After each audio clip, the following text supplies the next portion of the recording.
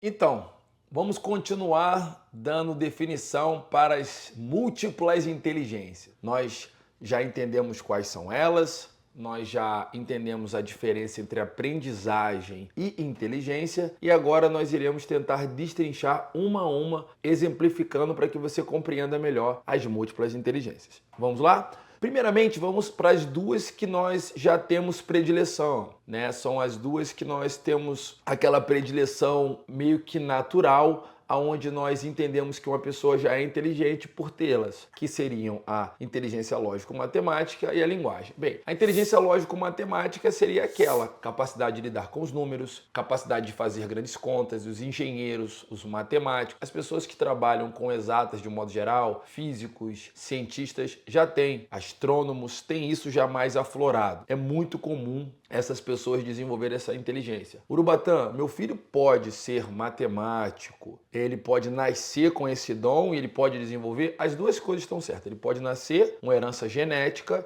e ele também pode desenvolver. Bem como ele pode nascer com esse dom e não ter isso desenvolvido e acabar perdendo esse tipo de inteligência, como ele pode adquiri-la. Então é importante que o pai já se acostume a não conjugar o verbo ser, e sim o estar. Uma criança não é. Heráclito já nos apresentou que a ideia é que nenhum homem consegue se banhar duas vezes no mesmo rio, pois da segunda vez nem o rio nem o homem são mais os mesmos. É importante que você compreenda que a criança é um fluido de ideias, seu pensamento também. Depois eu posso fazer um sobre Daniel Schachter, sobre a memória. A gente vai falar sobre isso e vai ser muito interessante, tá bom? Eu acho que mas não para esse vídeo agora. Falando sobre a linguística. A linguística é aquela capacidade retórica, a capacidade de aprender novas línguas, a capacidade de você compor, de brincar com as palavras sobre a lucidez de seu raciocínio, e é muito interessante essa habilidade. Essas duas são as que permeiam a maioria das escolas ao redor do mundo. Os professores, de um modo geral, a docência, de um modo geral, tem predileção por elas, inclusive os próprios testes de QI, como eu falei no primeiro vídeo, tá bom? Agora vamos falar da inteligência musical, e um grande exemplo de inteligência musical seria Beethoven.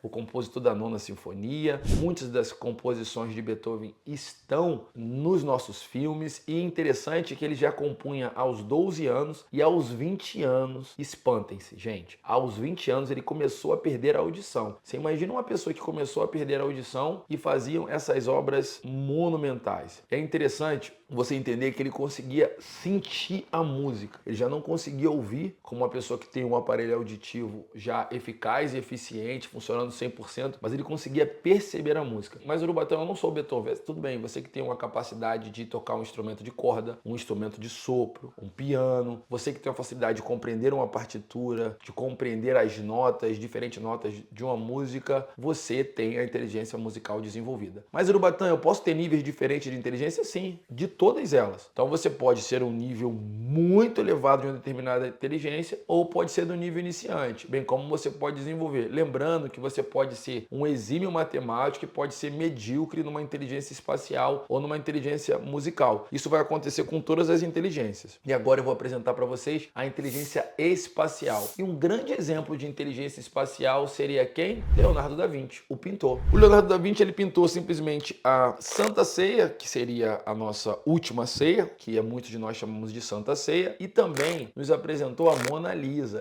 É até engraçado, esse aqui eu gosto mais porque tem uma cena interessante na minha família, porque minha mãe tinha uma réplica lá em casa e era bem grande na sala. Quando eu fui no Louvre ver a original, era menor do que a réplica da minha mãe. Eu fiquei um pouco frustrado, né, gente? Isso aí foi bastante hilário, eu não consigo nem lembrar, foi uma situação bem interessante para mim. Teve uma vez também que em Nova York eu vi um cara jogando uma tinta numa tela branca, depois ele jogou uma outra cor de tinta, ele jogou um monte de cores como se fosse aleatória e depois de alguns minutos, gente, estava surgindo a Manhattan naquele quadro, a cidade completa, com toda a profundidade. Então os pintores, eles têm uma noção espacial diferenciada. Tem aquele amigo seu também que você joga lá, ele não tem o Waze, ele não tem um mapa e ele consegue se orientar. Esse amigo também, ele tem uma noção espacial, uma inteligência espacial diferenciada. Então, agora nós já falamos da espacial, falamos da musical, agora vamos falar da sinestésica corporal. E o que seria isso? A sinestésica corporal seria dos dançarinos, seria... Vocês conhecem aquele Ronaldinho Gaúcho, que vocês chamam de bruxo? Exato. Ronaldinho Gaúcho. Gente, o Ronaldinho Gaúcho eu tive o privilégio de ser vizinho durante alguns anos no Rio de Janeiro. Antes de eu vir para cá, para América, o Ronaldinho Gaúcho, ele é uma pessoa fantástica e, sem dúvida nenhuma, uma pessoa exemplar no que se concerne à inteligência sinestésica corporal. Uma pessoa que raciocina muito rápido e seu corpo consegue responder. Os desportistas têm isso, os dançarinos, os artistas, né, de um modo geral, eles conseguem aflorar isso. A inteligência sinestésica corporal, ele também serve para os escultores. Você pode também fazer produto com as suas mãos, que você usa seu corpo para construir. Bem, gente, você imagina, antigamente, quando se não sabia disso, se talvez você não saiba disso, você talvez imaginava um artesão, por ele ser um analfabeto, ou um artesão por ele não ter habilidade em matemática, como uma pessoa burra. E lembrem, gente, todos nós vamos ser geniais em algo e vamos ser medíocres em outra coisa. Nós vamos ser muito profundos em um assunto e vamos ser rasos em outro. Então, assim, tire já isso do seu coraçãozinho de ficar criticando o outro. Tá? Olha para você, vai crescer. É improvável que você tenha todas as inteligências desenvolvidas. Então não fique preocupado com o outro. O Papai do Céu já nos orientou, né? Não ficarmos de olho na agulha do olho do vizinho e nós nos preocuparmos com a argueira e com a trave dos nossos olhos, né? Então, assim, é muito importante a gente ter um olhar mais carinhoso para o outro, né? Sem aquele julgamento. Sobretudo porque agora a gente sabe o quanto nós somos medíocres. Por mais que nós sejamos geniais em algo, nós somos muito limitados em outro assunto, tá bom? Agora vamos para a inteligência interpessoal, intra e interpessoal, mas eu só vou no próximo vídeo, tá bom? Se você se inscrever aqui, se você ativar o sininho, se você mandar isso para os seus amigos, por favor, pula para o outro vídeo, mas não deixa de fazer isso antes de pular, tá bom?